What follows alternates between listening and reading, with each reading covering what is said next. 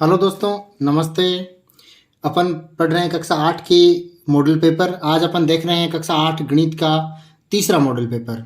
तो दोस्तों, पहले मैं 2 मॉडल पेपर करवा चुका हूं। अगर आपने देखे हैं तो ठीक है, अन्यथा मैं उसका लिंक है वो डिस्क्रिप्शन में दे दूंगा, आप उस पर जाके देख सकते हैं। इसके अलावा मेरा टेलीग्राम चैनल है, वो भी आप ज्वाइन कर सकते हैं। वहाँ पर भी आपको सभी वीडियो मिल जाएंगे। तो दोस्तों, शुरू करते हैं अपन पहला प्रश्न। तो देखो दोस्तों, पहला प्रश्न आया है, परिमेय संख्या -2/7 का योज्य प्रतिलोम है। तो मैंने आपको समझाया था योज्य प्रतिलोम क्या होता है कि प्लस की संख्या उसको माइनस की कर देते हैं, माइनस की उसको प्लस की कर देते हैं। तो ये क्या -2/7 है, तो +2/7 इसका सी आंसर सही हो जाएगा। ठीक है दोस्तों, इसके बाद में अगला प्रश्न है दोस्तों कि व्यंजक 5x² में x² का गुणांक क्या है। तो देखो, x² के गुणा में क्या है 5, तो इसका गुणांक क्या हो जाएगा 5 हो जाएगा। अगला प्रश्न है, समचतुर्भुज का गुणधर्म नहीं है। अब समचतुर्भुज क्या होता है, देखो अब मैं आपको थोड़ा सा बताता हूं। समचतुर्भुज होता है इस तरह से कि चारों भुजाएं उसकी समान होती है, उसको अपन समचतुर्भुज कहते हैं। ठीक है दोस्तों, तो इसकी चारों भुजाएं समान होती हैं। तो देखो, प्रत्येक भुजा समान होती है, तो ये गुणधर्म नहीं पूछ रहा, आपको ध्यान रखना है। तो ये तो गुणधर्म है, तो इसका मतलब ये तो आंसर नहीं हो सकता। दूसरा है, विकर्ण समान होते हैं। अब देखो, विकर्ण क्या होता है, आमने सामने के जो कोण होते हैं उनको मिलाने वाली रेखा होती है। तो अब देखो, ये विकर्ण बड़ा है और ये छोटा है, तो इसका मतलब ये लागू नहीं है गुणधर्म, तो ये इसके अंदर राइट हो जाएगा। ठीक है दोस्तों, इसके अलावा विकर्ण परस्पर समद्विभाजित करते हैं तो 90 डिग्री पर विभाजित करते हैं। विकर्ण परस्पर लंबवत होते हैं तो बिल्कुल लंबवत भी होते हैं। अगला प्रश्न है दोस्तों कि एक पासे को फेंकने पर सम संख्या आने की प्रायिकता है। तो अब देखो, सम संख्या एक पासे में कितनी होती है, पासे में कौन कौन से होते हैं, देखो 1 2 3 4 5 और 6 अंक होते हैं। तो 6 अंक में से सम कौन सा है, 2 है, 4 है, 6 है। तो कितनी संख्या सम हुई, 3 संख्या। टोटल संख्या कितनी है 6, तो 3/6, तो 3 के पहाड़े से कट के 1/2 इसका आंसर आ जाएगा। ठीक है दोस्तों, बहुत ईजी है, समझ में आया तो बहुत ही एकदम ईजी होता है। अगला प्रश्न दोस्तों, रेखिक समीकरण की आवश्यक शर्त है। तो रेखिक समीकरण उसी को कहते हैं जिसकी अधिकतम घात 1 हो, तो ये इसका आंसर सही हो जाएगा। आगे है दोस्तों, संख्या 64 का घनमूल है। तो 64 का घनमूल क्या होगा दोस्तों, देखो घनमूल देखते हैं अपन। 64 का घनमूल क्या होता है, घनमूल मैं आपको निकाल के बताता हूँ। घनमूल क्या करते हैं, 64 सम संख्या है तो 2 का भाग जाएगा, कितना आएगा 32।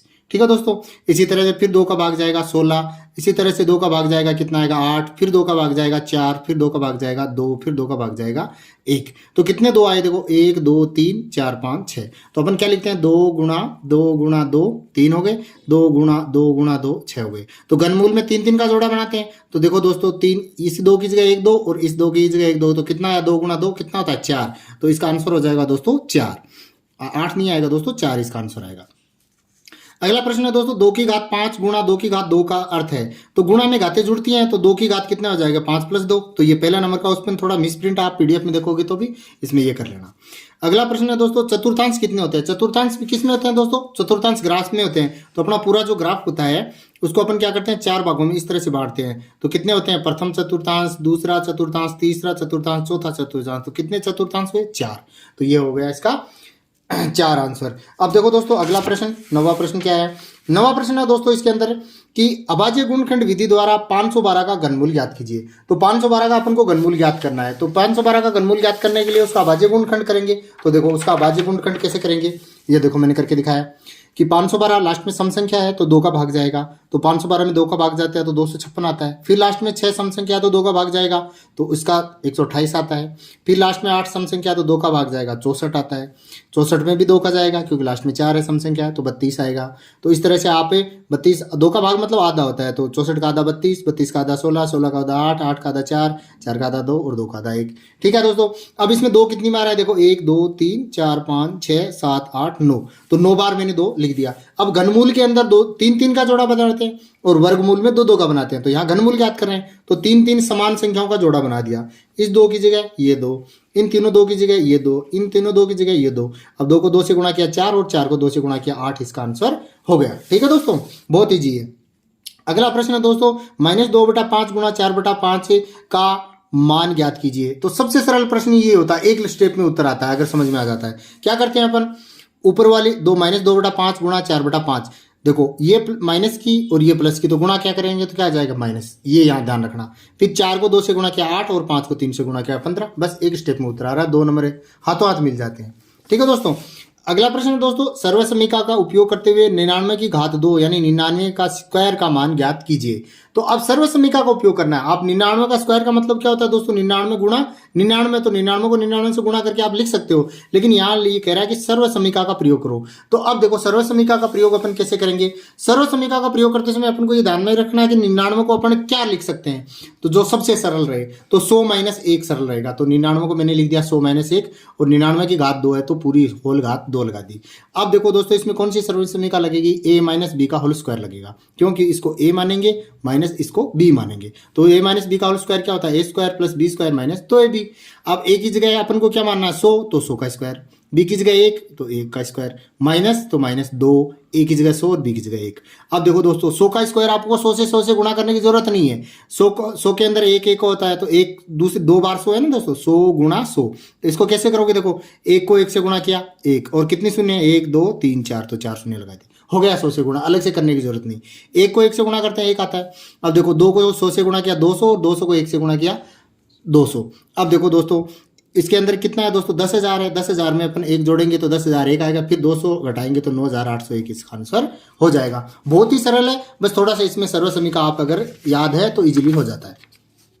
अगला प्रश्न है दोस्तों, निम्न आकृति में अज्ञात कोण ज्ञात कीजिए। अब देखो इसको समझो थोड़ा, अज्ञात कोण क्या, ये क्या आकृति क्या है, देखो कितनी भुजाएं 1 2 3 4, तो कितनी है 4 भुजाएं, तो क्या हुआ चतुर्भुज हुआ। तो चतुर्भुज के चारों कोणों का योग दोस्तों मैंने बताया था कितना होता है 360, त्रिभुज का 180, चतुर्भुज का 360, 18 का पाड़ा, जैसे त्रिभुज का 180, चतुर्भुज का 18 का पाड़ा, 2 बार बोला 36 0 360, फिर पंचभुज का 18 36 54, तो कितना 540, इस तरह से आगे आप बोल सकते हैं।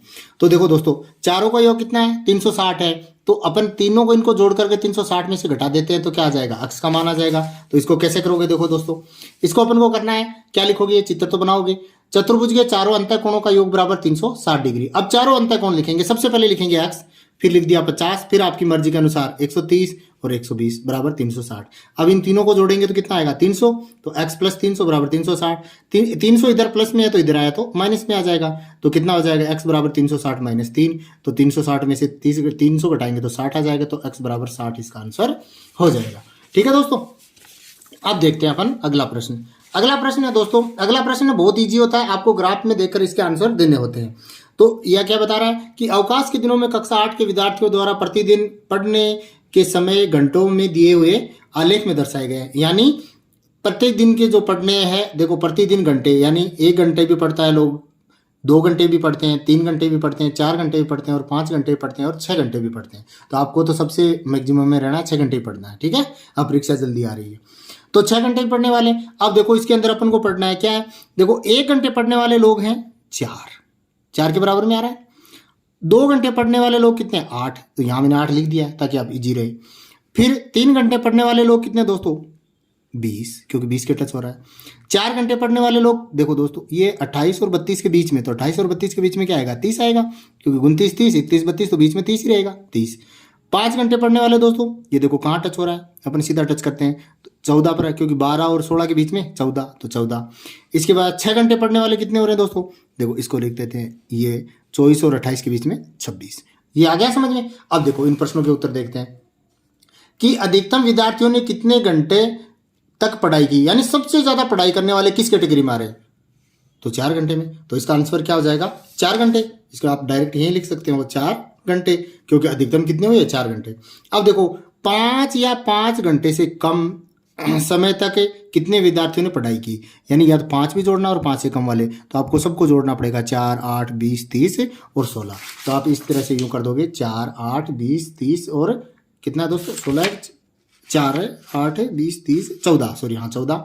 तो इनको जोड़ोगे तो कितना आ जाएगा 76 विद्यार्थी इसका आंसर आ जाएगा। अगला प्रश्न है दोस्तों, भिन्न को प्रतिशत में बदलिए। प्रतिशत का मतलब होता है क्या, गुणा 100 लगाना है, सीधा सा याद रखना है, प्रतिशत का गुणा 100 लगाना है। तो पहला क्वेश्चन क्या है 4/5, तो देखो 4/5 और गुणा 100 लगा दिया। अब देखो 5 का पाड़ा 100 में कितनी बार जाएगा, जैसे 20 का पाड़ा 5 बार बोलते हैं तो 100 आता है, तो 5 का पाड़ा भी 20 बार बोलेंगे तो 100 आएगा। तो 5 से 100 कट जाएगा कितना 20 बार, और फिर क्या हुआ 4 × 20 तो कितना है 80%। इसी तरह से दूसरा क्या है दोस्तों 2/25, 2/25, तो 2/25 गुणा 100। अब 25 का पाड़ा 4 बार बोलते हैं 100 आ जाता है, तो 4 में से कट जाएगा, तो 2 × 4 कितना है 8%। ठीक है दोस्तों, इसी तरह से अगला प्रश्न देखो। अब अपन अगला प्रश्न देखते हैं। आज पेपर है वो बहुत ही आसान होता है, सिर्फ समझने की जरूरत होती है। अगर आप आसानी से इसको समझ लेते हैं तो बिल्कुल पेपर बहुत ही आसान होता है। अब देखो दोस्तों, ये प्रश्न मैंने कहा था इसके ये जो प्रश्नावली है संख्याओं से खेलना, तो यहाँ खेलना ही है।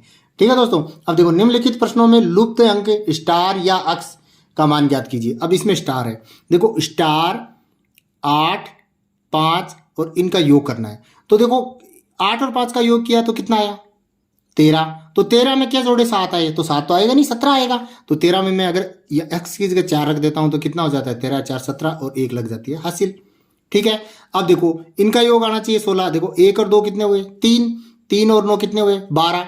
अब 12 तो अब यहाँ 16 आना चाहिए, मतलब इस स्टार की जगह भी 4 है। बस इससे इतना ही करना है। अब लिखोगे कैसे, इस तरह से लिखोगे। मैंने ये सवाल बनाया हुआ है, इस स्टार की जगह आप मैंने कलर चेंज किया ताकि आपको आसानी से दिख जाए। आप ये तीर लगा के 4 लगा देना, इसकी जगह भी 4 लगा देना, स्टार बराबर 4 आंसर। बहुत सरल होता है, 2 नंबर ऑटोमेटिक मिलता है। ठीक है दोस्तों, अब है 68 को गुणा करना x से, आना चाहिए 408। अब देखो दोस्तों 8 को यहाँ किससे गुणा करेंगे 8 आए, तो देखो 8 का पाड़ा बोल के देखते हैं। 8 एकम 8, 8 दूनी 16, तो कितना आया देखो मैं लिख के भी बताता हूँ आपको। 8 एकम 8, 8 दूनी 16, 8 तिये 24, 8 चौक 32, 8 पंजे 40, 8 छंग 48। ठीक है दोस्तों, 56, 64 और कितना हुआ 8 छंग 48, 68, 72 और 80। ठीक है, अब देखो लास्ट में 8 कहाँ आ रहा है, यहां आ रहा है। तो कितनी बार बोला 1 2 3 4 5 6। तो अगर अक्स की जगह अपन 6 रख दें तो 6 का पाड़ा 8 बार बोलेंगे 48, 4 हासिल लग जाएगा। 6 का पाड़ा 6 बार बोलेंगे 36 से 4 40 आ जाएगा। तो अक्स की जगह क्या आएगा दोस्तों 6 आएगा। तो अपन इस तरह से लिख देंगे अक्स की जगह 6 और आगे लगा के x बराबर 6 आंसर। बिल्कुल ईजी होता है और बहुत ही आसानी से अपन को 2 नंबर इसके मिल जाते हैं। अगला प्रश्न है दोस्तों कि दिए हुए बहुपद को दिए हुए एक पद्धति से भाग दीजिए, यानी 5x स्क्वायर माइनस 6x को अंदर 3x का भाग देना है। तो इसके अंदर पिछले वाले पेपर में भाग दिया था, इसमें भी भाग आया है। तो भाग करने का तरीका देखो। अब देखो दोस्तों इसके अंदर अपन भाग देते हैं, तो ये 5x और स्क्वायर और 6x, तो इसमें कॉमन 5 संख्या में तो कुछ आ रहा है। चलो दूसरे तरीके से अपन भाग है मतलब बटे में लिख सकते हैं। तो मैंने लिख दिया 5x स्क्वायर माइनस 6x बटा 3x। ठीक है दोस्तों, अब देखो इसमें सेम क्या है, एक तो x इसमें भी है और x इसमें भी है। ठीक है, तो मैंने x ले लिया बाहर, तो इसमें से एक x निकाल लिया तो कितना बचा 5x माइनस माइनस, और यहां से x निकाल लिया तो क्या बचा 6। ठीक है, तो बाहर आ गया x, कोष्टक के अंदर 5x माइनस 6 बटे 3x। ठीक है दोस्तों, अब ऊपर एक x से एक x कट गया तो ऊपर क्या बचा 5x माइनस 6 और बटे में 3। ये इसका आंसर हो गया। तो ये दोस्तों 17 प्रश्न मैंने करवा दिए। वीडियो लंबा हो जाएगा, इसलिए आगे वाला जो प्रश्न है, बाकी और भी प्रश्न है इसके अंदर, टोटल प्रश्न आए हैं 26। तो 26 प्रश्न, सभी प्रश्न अपन करेंगे। 26 प्रश्न है, तो बाकी के अगले वीडियो के अंदर अपन देखते हैं। आप अगर और भी चैनल को सब्सक्राइब नहीं किया तो सब्सक्राइब कर लीजिए, बेल आइकन को ऑन कर लीजिए, ताकि वीडियो का नोटिफिकेशन आपको हाथों हाथ मिल जाएगा और वीडियो देख लेंगे। और वीडियो को दोस्तों के साथ ज़्यादा से ज़्यादा शेयर करना। धन्यवाद।